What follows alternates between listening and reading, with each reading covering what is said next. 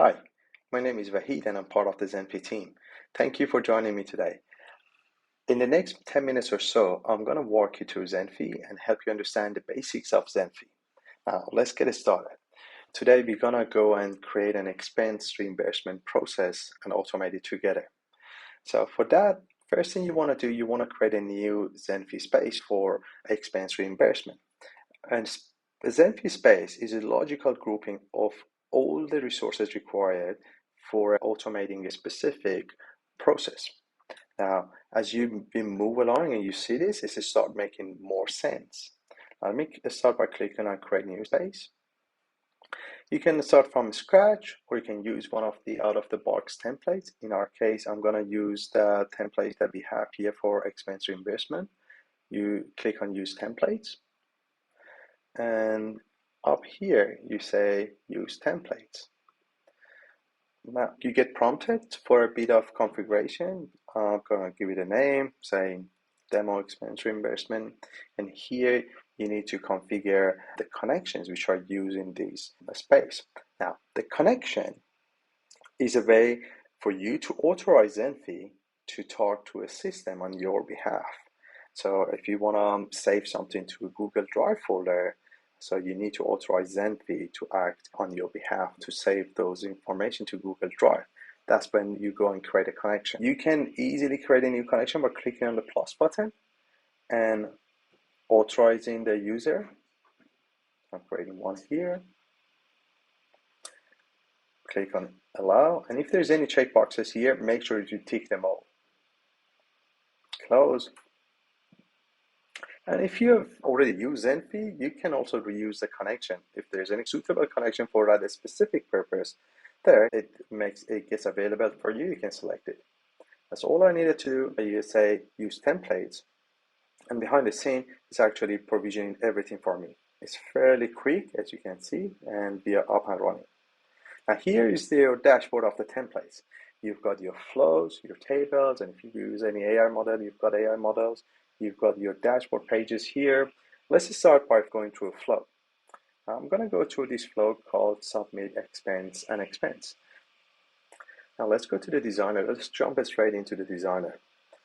So here you see what we call a flow designer. This is a flowchart-like representation of your automated process. At the top, we've got the concept of the trigger. This is the event which starts the flow. In our case, we have configured it to start from a Zenphi form, but it could be started from a Google form, it could be started from Typeform, it could be started from when an email arrives or on a specific schedule, run something every day. So we call those triggers. Basically, the event which starts the process. We call that trigger. For this one, you configure the trigger by clicking on it. Each trigger could have different configuration. First, let me show you the form in the view mode. This is the form that employee is going to have to submit. We have designed it. And if you want to configure the form, you just click on here. You go and configure the form. It's quite easy. Now, the next thing I want to show you are actions. These ones. These are the building blocks of your process. You stack them up together like Lego blocks to create a logic in your action or interact with other systems. For example, if you want to interact with email, you drag and drop an action here. Or if you want to create a logic to go this way or that way, you create an if condition. And by the way, you can drag and drop them from either from here and start configuring it. I'm going to delete this one.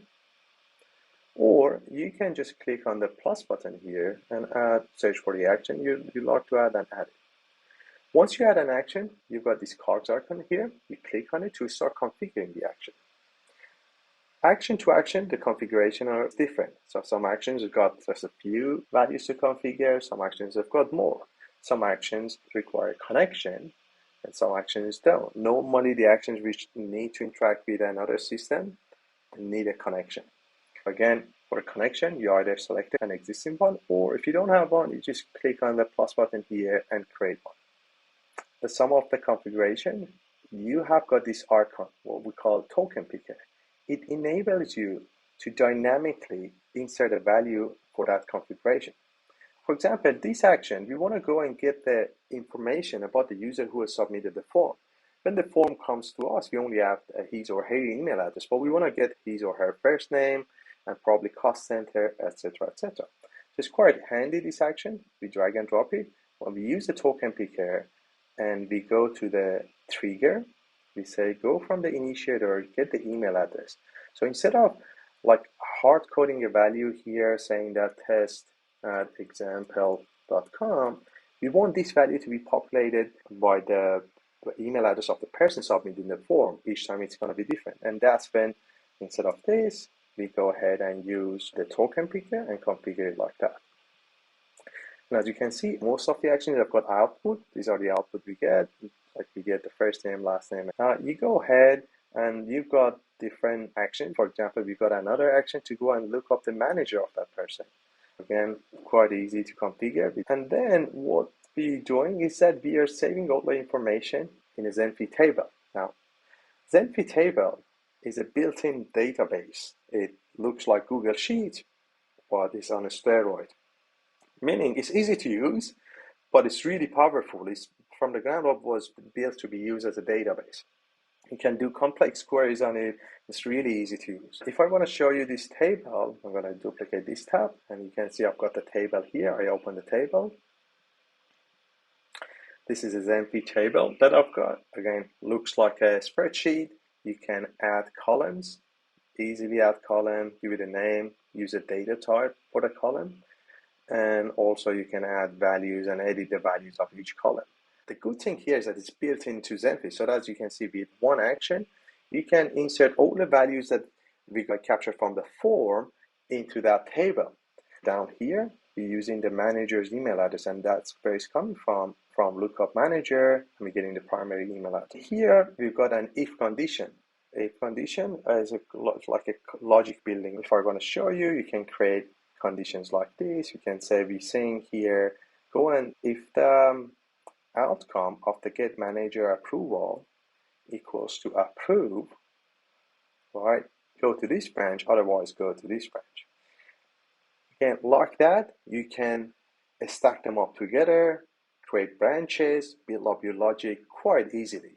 Along the way, you can interact with systems like Google Sheets to insert information in Google Sheet or read information, to send email to email, generate documents and using Google Docs as template, or all the way to working with other systems like Asana, sending documents through DocuSign to be signed, or working with PDF documents, merging PDF files, splitting PDF files, you name it. You can do a lot in Zenphi. So once you've done all those things, you build your logic, you press save, and you press publish. Now your flow is ready to be used. Now, depending on the trigger that you've selected, you can start it. In our case, we selected the form trigger. I'm going to go ahead and open the form one more time. If I submit this form, an instance of the process gets started. Now, I'm going to do that, so we see that in action.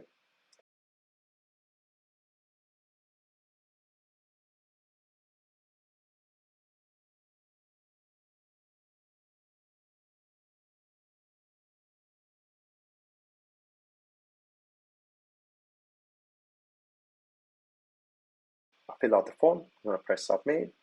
Behind the scene, if I go back to here, you can see already an instance of the flow started running. I can see it live in action. All the steps have been taken, and the manager has already been notified.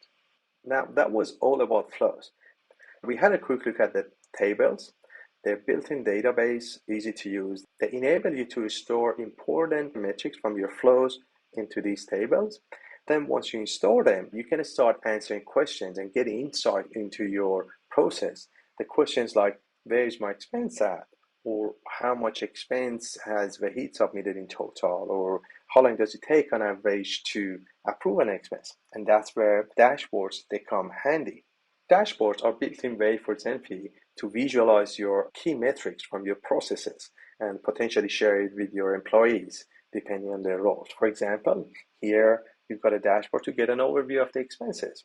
You may want to create another dashboard to see the expenses you have submitted and the status of them. Or as a manager, you may want to create a dashboard and see what is waiting on me to approve. Or as a head of finance, you may want to create a dashboard to get a KPI and see how long does it take on average for your finance team to process a payment. And you can create these kind of dashboard. Before I finish up this video, I want to call out a few points about automation in general. The first thing I want to highlight is that it really helps if you know and understand the process and the steps involved in your process.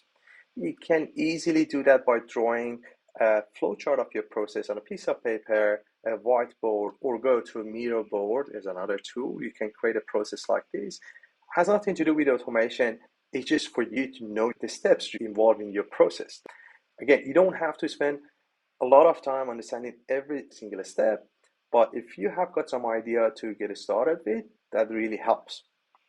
Now, the other suggestion I always share with people is that you need to start small. The benefit of tools like Zenphi is that making a change is quite easy and quick.